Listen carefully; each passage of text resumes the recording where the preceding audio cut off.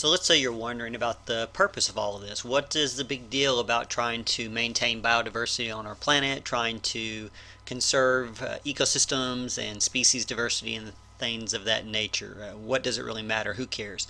Well, one of the ways that you can look at this, if not through basic biophilia, which is kind of this connection and this sense of connection with the rest of the living creatures on the planet, if you just want to look at basic human welfare, you can look at it this way. Human biophilia, again, there's that word that I said that we were going to mention, biophilia. That's kind of our sense of connection to nature and all life. This kind of allows us to recognize the value of biodiversity for its own sake. But even if you don't go that route, species diversity brings practical human benefits. And so we want to kind of discuss some of those practical benefits that species and ecosystem biodiversity brings to us. So one of the things we might want to look at is genetic diversity or species diversity. Species related to agricultural crops can have important genetic qualities. It is well known that for hundreds of years, well, ever since man has been doing agriculture, through selective breeding, we have genetically changed the plants and animals that we use in agriculture. And of course, nowadays we can do that in a more refined way, not just through selective breeding, but through various genetic manipulation.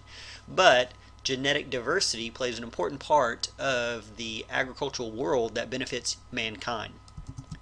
A great example listed in the book is where plant breeders bred a virus-resistant commercial rice by crossing it with a wild population. So all of the plant foods or plants that we use in agriculture, corn, wheat, rice, bananas, you name it, anything you buy at the grocery store, the wild version of that plant looks almost nothing like the version you buy in the store. There are some major genetic differences, but they are still of the same species, or at least they are close enough. They are related species, and oftentimes they can still be interbred. Well, when you have good genetic diversity, you have a wider gene pool to pull various traits from. And so in this case, they took a high producing commercial rice variety and they crossbred it with a wild population variety that had greater virus resistance, and then that was given to the commercial variety. So that genetic diversity of this plant was helpful, directly helpful to mankind. In the United States, 25% of prescriptions contain substances originally derived from plants. So 1/4 of all the medications that your doctor might write a prescription for contain materials that were originally derived directly from plants. A good example is the rosy periwinkle contains particular materials called alkaloids that help inhibit cancer growth. So here's a plant. You might have periwinkles out in your flower garden out in front of your house right now, but this rosy periwinkle produces particular compounds called alkaloids, and some of those have been chemically shown to help kill off cancer cells, or to at the very least inhibit cancer cell growth. And there are countless examples of this where plants produce certain chemicals that have medicinal benefits or other benefits directly for mankind.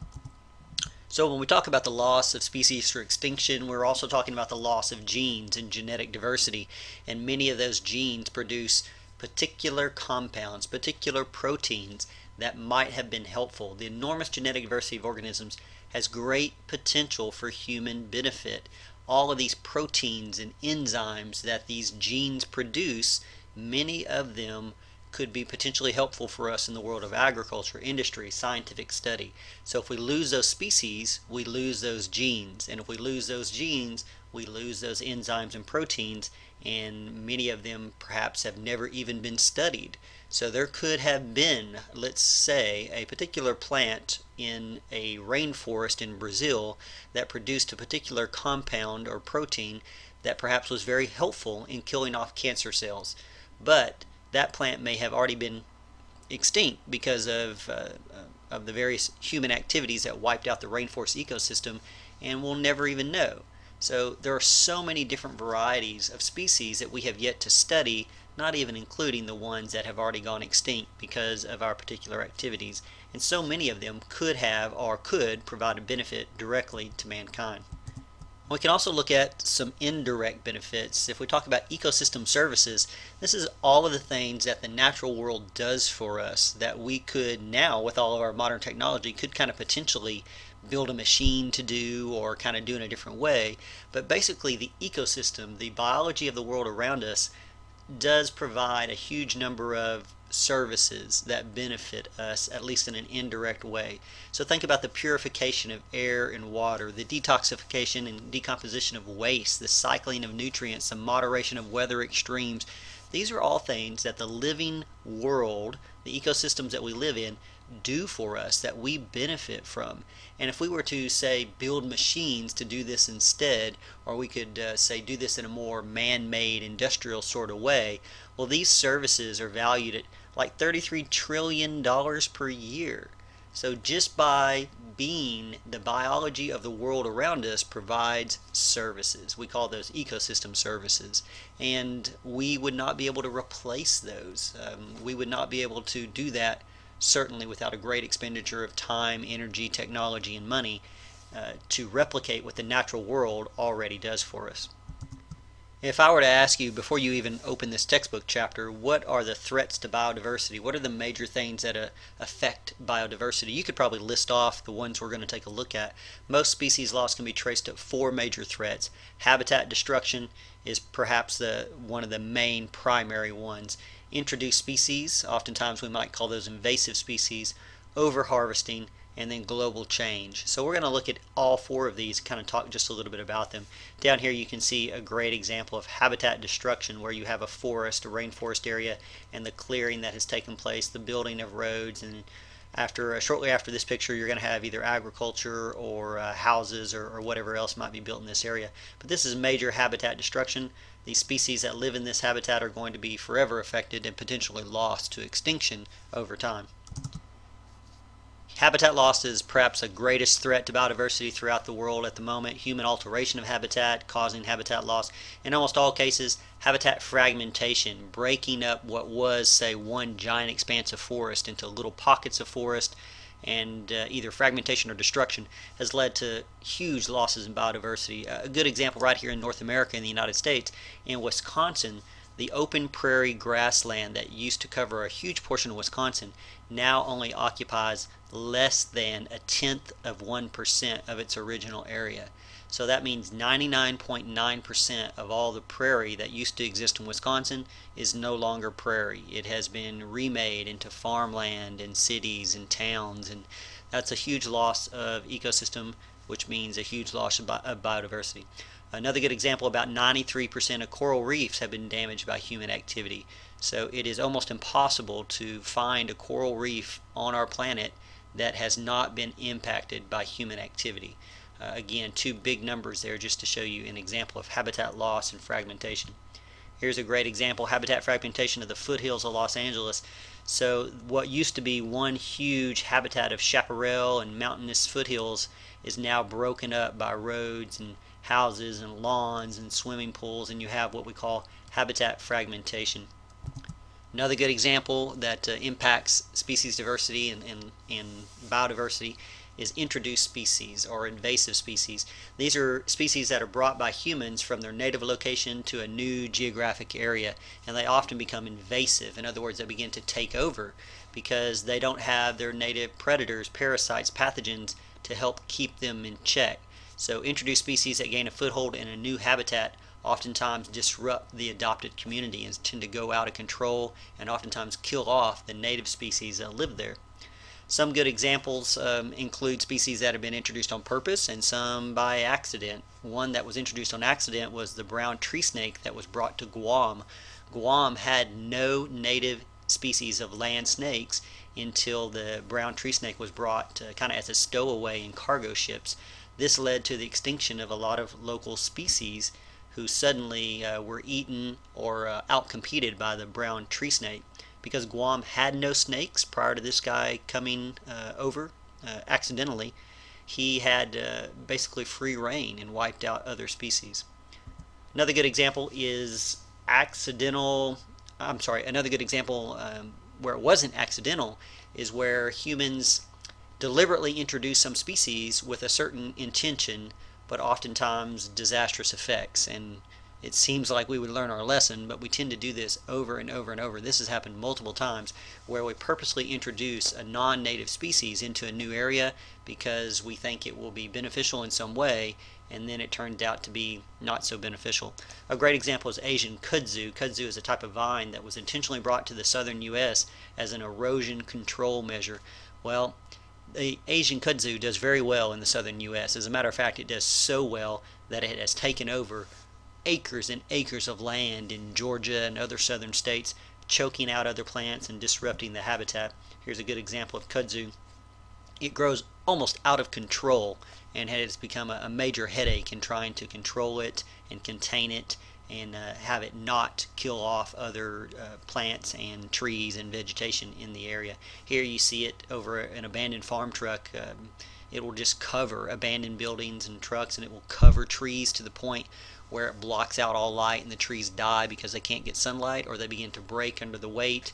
It will start to cover highways, railroad tracks. It grows like crazy. So that's a good example of a species that was purposely brought over but has become an invasive species and has certainly disrupted the habitat. The third threat to biodiversity is overharvesting. Overharvesting is the human harvesting of wild plants or animals at a rate that far exceeds the ability of that population to rebound, to reproduce and keep up. So large organisms with low reproductive rates are most vulnerable to overharvesting. So you think about like the ivory trade in Africa, where elephants who do not reproduce often, and when they do reproduce they only have one baby at a time, that is a very detrimental, the poaching and harvesting of elephants that goes on. And what's crazy is that it's not like these people are using the meat of the elephant. They're not eating the elephant. Many times it's just to kill the elephant to obtain the tusk to sell on the black market or for the ivory trade in other parts of the world. So that's a good example of over harvesting. And of course there are other examples that are not as large as, say, elephants or rhinoceros, but just because they are a large, slow breeding animal, it does particular damage to them. One of the ways that we can combat this is to apply laws, and a good example there is the ivory trade has really been restricted throughout the world, but there is still poaching of elephants that goes on for that purpose. And if ivory is found or illegal materials are found, we can actually now use DNA analysis to help conservation biologists identify where did those illegally obtained animal products come from. So for example, the DNA from illegally harvested ivory can be used and traced back to the original population of elephants to within a few hundred kilometers. So we can find out exactly where that ivory came from using DNA analysis, and then perhaps we can do a better job of preventing poaching or finding out who did it in that particular area. You can look in your textbook on page 1243 for a great example of using DNA evidence to track back illegally harvested ivory, like you see here, these elephant tusks. Perhaps a less dramatic example of overharvesting is overfishing, say, of the bluefin tuna. A good example here, North Atlantic bluefin tuna populations have decreased by 80% in 10 years. So the population of this type of fish that you are very familiar with for tuna fish salad, tuna fish sandwich, everything from your sandwich to your jar or can of cat food, the population of the North Atlantic bluefin tuna that provides that food for us has decreased 80% in 10 years. That's strictly due to overfishing. That's taking more fish than the ecosystem can recover from because they don't breed fast enough or they don't produce enough offspring, and we are so overfishing, so overharvesting them that their population number declines quite a bit. So here's a good example of just a fish market in Asia.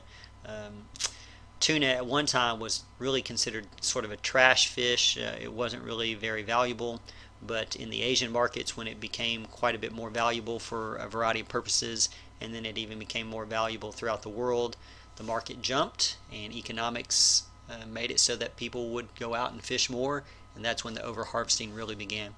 The last little thing we'll talk about briefly right now as far as a threat to biodiversity is global change, and we're going to talk a little bit more about this coming up. So we're just going to briefly mention a couple of things. Global change includes alterations in climate, atmospheric chemistry, broad ecological systems. You can look more about global change in Concept 56.4 in your textbook, or we're going to talk about it when it comes up. Acid rain is a good example of a type of global change that we have been strongly trying to combat. Acid precipitation contains sulfuric acid, nitric acid.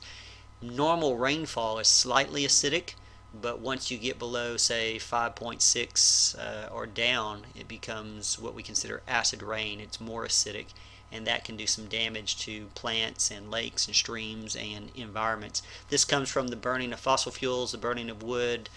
These various pollutants rise up from the factories, rise up from the car exhausts. They combine with water moisture in the air, and they fall as acid rain, sometimes hundreds of miles away from where the pollution first began. So acid rain is a good example of global change that can affect biodiversity. Air pollution from one portion of the planet or world can result in acid rain or precipitation downwind in some other part of the world. A good example in your textbook is the industrial pollution in the Midwest U.S. caused quite a bit of acid rain in eastern Canada back in the 1960s. This acid precipitation kills fish, damages forests, kills off other lake-dwelling organisms. We have instituted quite a few environmental regulations, and I kind of starred the word regulations because for some people that is a bad word. You know, you want as few regulations as possible, but when it comes to environmental conservation, especially in the 1960s and 70s, these regulations, if they were not put in place, you would live in a far worse off world than we live today. Sometimes relying on the free market and capitalism when it comes to these types of issues perhaps just isn't enough. So back in the 70s in particular, there were a lot of environmental regulations that were put into place, and that has helped to alleviate some of these problems to decrease acid precipitation. A good example in your textbook, sulfur dioxide emissions in the United States decreased 31% between 1993 and 2002, and I'd like to see the number between, say, 1970 and 2002. I bet it's quite a bit larger because most of these regulations were put in place in the 70s and 80s. So that has helped. That has made a difference, some of these regulations. And here you can see changes in the pH in one particular monitoring station in New Hampshire, which is in the Northeast, where they had a very high problem with acid rain. You can see the pH of the rain falling back in the 60s and 70s was close to 4.0. That is pretty darn acidic. And now you can see that the pH has steadily risen over time, and this is a direct effect of effective regulation, which has decreased the output of certain pollutants, which caused acid rain. So things are getting better, and that is a good sign. That's a positive part of this particular chapter, is to talk about what we have done to try to make things a little bit better. We're going to pause right there. We'll come back to Concept 56.2, which says population conservation focuses on population size, genetic diversity, critical habitat. So we'll come back to that in just one second.